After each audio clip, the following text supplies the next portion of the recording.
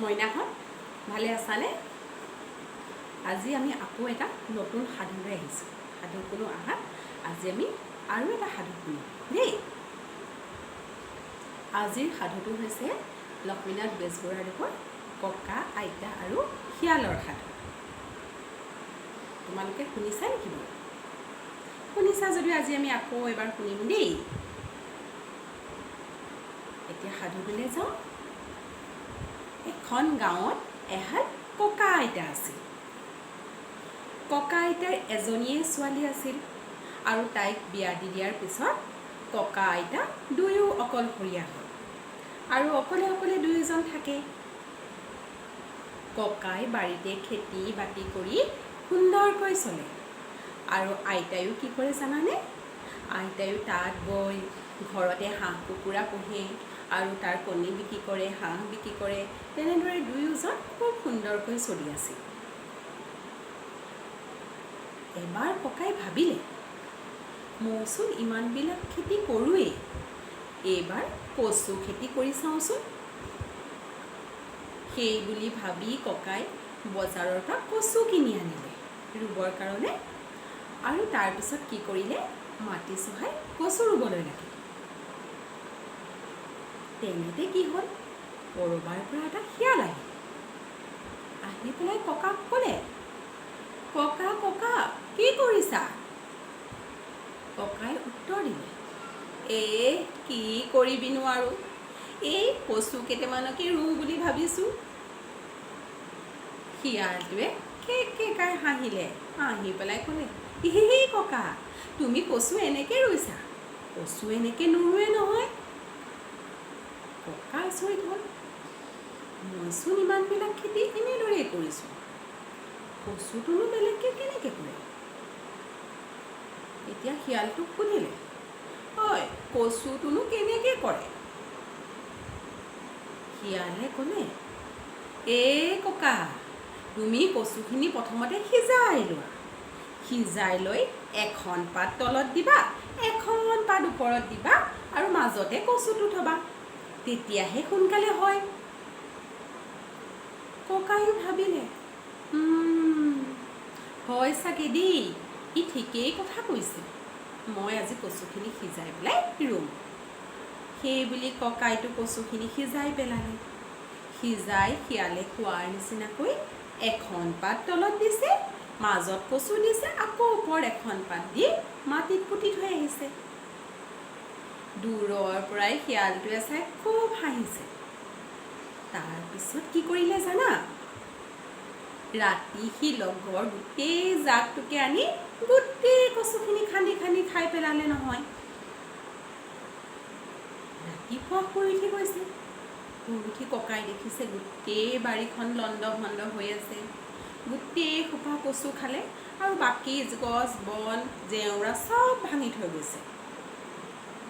ককাই মনত খুব বেজাৰ পালে আৰু মনে মনে বহি ভাবিলে, ইহঁতক কি উপায়েৰে মই শাস্তি দিব পাৰিম?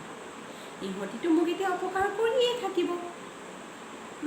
কি কৰা যায়? তাহাঁতকতো মই খেদি বলে নোৱাৰোঁ। গতিকে বহি বহি ককাই এটা বুদ্ধি পানিলে। ককাই আইতাক মাতি আনি ক'লে, ঐ শুনিছনে, তই এটা কাম কৰিবি, মই ভিতৰত শুই থাকিম আৰু তই বাহিৰত ৰাউচি জুৰি কান্দিবি। তেতিয়া আইতা আচৰিত, কেলেনো? নহয়, আমিতো শিয়ালকেইটাক এনেকৈ বলে নোৱাৰোঁ, আমি কি কৰিম, মই মৰিলোঁ বুলি কবি, সিহঁতে আহিব নহয়, তেতিয়া কবি যে যাচোন মইনো অকলশৰীয়া বুঢ়ীজনীয়ে কি কৰোঁ, তহঁতি গৈ পেলাই বুঢ়াটোক বাহিৰলৈ উলিয়াই আন। আৰু তেনেকৈ কৈ গোটেই সোপা যেতিয়া ভিতৰলৈ সোমাব, মই তাহাঁতক মৰিয়াই মাৰিম। এনেকৈ বুদ্ধি কৰি বুঢ়াজন ভিতৰত শুই থাকিলে আৰু আইতাজনীয়ে কি কৰিলে জানা? আইতাজনীয়ে বাহিৰত ৰাউচি জুৰি কান্দিছে, এনেকৈ কান্দিছে। শিয়ালকেইটাইতো কণাৰ মাত শুনি লৰালৰিকৈ আহিছে, আহি পেলাই সুধিছে, অ' আইতা কি হ'ল? আইতাই কান্দি কান্দিয়ে ক'লে, আই ঐ মোৰ বুঢ়াটো মৰিলে নহয়, মই এতিয়া কি কৰোঁ? কোনো মানুহ নাই, মইনো কেনেকৈ বাহিৰলৈ আনো? যাচোন যা বোপাইহঁত, তহঁতিয়ে গৈ উলিয়াই আনগৈ। কথাটো শুনা মাত্ৰকে শিয়ালকেইটাৰ মনত খুব ৰং লাগিল। সিহঁতে ফূৰ্তি মনেৰে এটা এটাকৈ ভিতৰলৈ যাবলৈ লাগে। আৰু যেতিয়া এটা শিয়াল সোমাল, আইতাই সিফালৰ পৰা বাঘ দিছে, এটা সোমালে ঐ বুঢ়া, নাহৰৰ টুকুন্দালি ঘোঁৰা। আকৌ ইটো সোমালে কয়, দুটা সোমালে ঐ বুঢ়া, নাহৰৰ টুকুন্দালি ঘোঁৰা। এনেকে প্ৰত্যেকটো সোমাওঁতে আইতাই হিচাপটো দি গ'ল। আৰু যেতিয়া একেবাৰে শেষৰটো সোমাওঁতে আইতাই ক'লে, আটাইবোৰ সোমালে ঐ বুঢ়া, নাহৰৰ টুকুন্দালি ঘোঁৰা। এনেকৈ কৈ বাহিৰৰ পৰা দুৱাৰখন চপাই দিলে। ককাই উঠি লৈ গোটেইকেইটাকে টঙনিয়াই মাৰিলে।